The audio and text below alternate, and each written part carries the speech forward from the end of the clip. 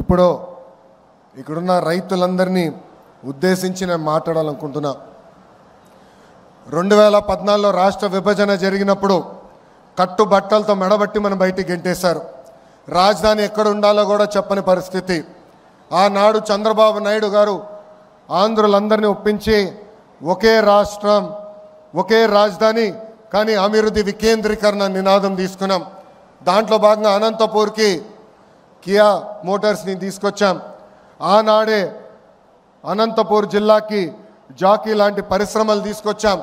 ఏకంగా అనంతపూర్ కర్నూలు జిల్లాని renewable energy హబ్గా తీర్చిదిద్దాల లక్ష్యంతో అడుగులు వేసాం, పునాదులు వేసాం. కానీ ఒక్క అవకాశం అన్న మాట ఎన్ని గడిచిన 5 సంవత్సరాలు రాష్ట్రం దారి తప్పింది. దానివల్ల తీవ్రంగా నష్టపోయింది ఆంధ్ర యువకులు. ఎక్కడ ఉద్యోగాలు ఉపాధి లేని పరిస్థితి. చాలామంది నన్ను అడిగారు, 5 సంవత్సరాలు మనం ఇబ్బంది పడ్డాం, మన దగ్గర బెంగళూరు లేదు, చెన్నై లేదు, హైదరాబాద్ లేదు, మన పరిస్థితి ఎలా ఉంటుందని. ఆనాడే వాళ్ళందరూ చెప్పా, మన దగ్గర ఒక బ్రాండ్ ఉంది, ఆ బ్రాండే గౌరవ ముఖ్యమంత్రి చంద్రబాబు నాయుడు గారు. ఈరోజు సిన్హా గారు ఇంత దూరం వచ్చి ఈ ప్రాజెక్ట్ ఆంధ్ర రాష్ట్రంలో పెడుతున్నారంటే దానికి కారణం మన బ్రాండ్ బాబు. ఈరోజు పెద్ద ఎత్తున టీసీఎస్ ఉత్తరాంధ్రలో పెట్టుబడులు పెడుతున్నారంటే దానికి కారణం ఒక బ్రాండ్, అది బాబు గారు. ఇట్లా పెద్ద ఎత్తున పెట్టుబడులు తీసుకొస్తున్నాం. గౌరవ మంత్రి గారు ఇప్పుడే చెప్పినట్లు బాబు సూపర్ 6లో తొలి హామీ 20 లక్షల ఉద్యోగాలు కల్పిస్తామని. దాంట్లో భాగంగా ఈ ప్రాజెక్ట్ మన ప్రాంతాన్ని తీసుకొచ్చాం. వెనుకబడిన రాయలసీమ జిల్లాకి ఈరోజు తీసుకొస్తాం జరుగుతుంది. ఇక్కడున్న రైతులందరినీ నేను మనస్ఫూర్తిగా అభినందిస్తున్నా. ఇక్కడ ప్లాంట్ వస్తుందంటే మీరు ముందుకు వచ్చి భూములు ఇచ్చారు. తద్వారా కనీసం 10,000 మందికి స్థానిక యువకులకి ఉద్యోగాలు ఉపాధి కల్పించే బాధ్యత తెలుగుదేశం పార్టీ తీసుకుంటుంది.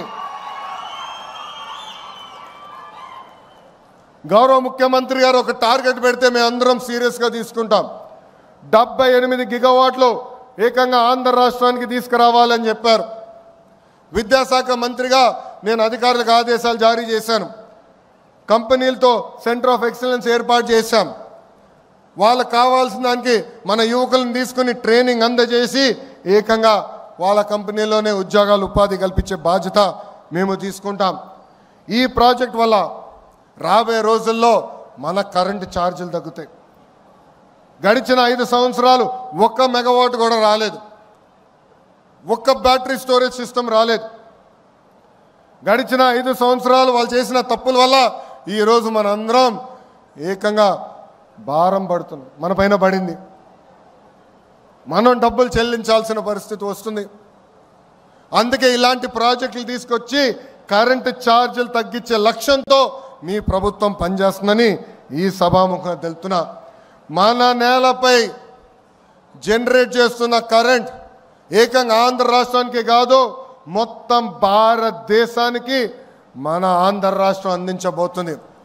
గౌరవ ప్రధానమంత్రి నరేంద్ర మోడీ గారు ఒక విజన్, ఒక సంకల్పంతో పనిచేస్తున్నారు. మనం చూసాం, ఉగ్రవాదులు మన భూభాగంలోకి వచ్చి అమాయకులను చంపారు. ఢిల్లీలో ఎంత పనున్నా అమరావతి పనులు తిరిగి ప్రారంభించేదానికి గౌరవ ప్రధానమంత్రి గారు పిలిస్తే ఆంధ్ర రాష్ట్రం, ఆంధ్ర ప్రజలు నన్ను పిలిచారు, నేను తప్పనిసరిగా వస్తున్నానని వచ్చి తిరిగి శంకుస్థాపన చేశారు. ఆనాడే గౌరవ ప్రధానమంత్రి గారు ముందర నేను చెప్పా, ఆంధ్ర ప్రజలు కోరుతున్న అన్ని కోరికలు గౌరవ ప్రధానమంత్రి గారు తీర్చుకుంటూ వస్తున్నారు. దాంట్లో భాగంగానే ఈ ప్రాజెక్ట్ రాయలసీమకు వచ్చింది. త్వరలో కర్నూలు కూడా హైకోర్టు బెంచ్ తీసుకొస్తాం. గౌరవ ప్రధానమంత్రి గారిని కూడా రాయలసీమ గడ్డపైకి తీసుకొస్తామని ఈ సభాముఖ రాయలసీమ ప్రజలు కూడా తెలుపుతున్నాం. గడిచిన 5 సంవత్సరాలు రోడ్లు కాదు, రోడ్ల పైన పడిన గుంతలు కూడా రిపేర్ చేయలేదు. గడిచిన 5 సంవత్సరాలు 1 పెట్టుబడి రాలేదు, 1 ఐటీ కంపెనీ తీసుకురాలేదు.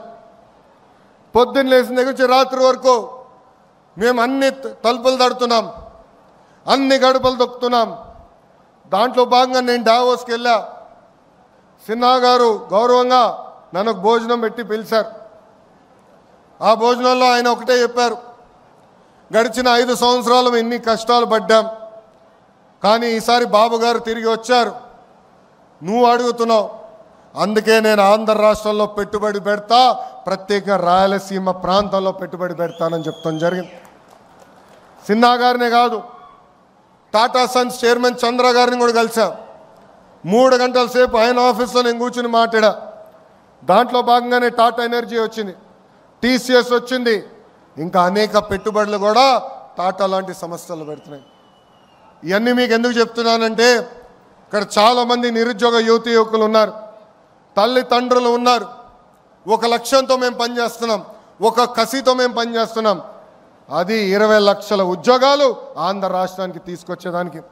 డిఎస్సి నోటిఫికేషన్ ఇచ్చాం, 16,347 టీచర్ పోస్టులు కూడా వచ్చే నెలలో భర్తీ చేసే బాధ్యత కూడా కూటమి ప్రభుత్వం తీసుకుంటుందని ఈ సభాముఖ నిరుద్యోగ యువకులందరికీ హామీ ఇస్తూ, నాకు ఇంత అద్భుతమైన అవకాశం ఇచ్చిన మీ అందరికీ పేరు పేరున నా హృదయపూర్వక ధన్యవాదాలు తెలుపుకుంటూ, ఇలాంటి పెద్ద పరిశ్రమలు వచ్చినప్పుడు ఆహ్వానించాలి, పెట్టుబడులు పెట్టించాలి. సమస్యలు ఉండొచ్చు, మేమందరం ఉన్నాం పరిష్కరించేదానికి. గౌరవ శాసనసభ్యులు ఉన్నారు, మంత్రి గారు ఉన్నారు, నేనున్నాను, మీకు అండగా నిలబడతాం, మీ తరపున మేము మాడతాం. కానీ పెట్టుబడి రావాలి, పెట్టుబడులు వస్తేనే మన పిల్లలకు ఉద్యోగాలు వస్తాయి. దయచేసి ఇది అందరూ గుర్తుపెట్టుకోవాలని ఈ సభాముఖం మీ అందరు తెలుపుకుంటూ మీ అందరి దగ్గర నుంచి సెలవు తీసుకుంటున్నా. అందరికీ నమస్కారం. జై హింద్, జై హింద్, వందే వందే. అందరికీ నమస్కారం.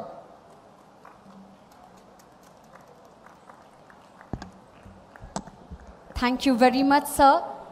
We are highly delighted to have a leader like you, and we know that we 100% shall succeed in all our vision and mission under your guidance. And now, to sum up this event, I would like to call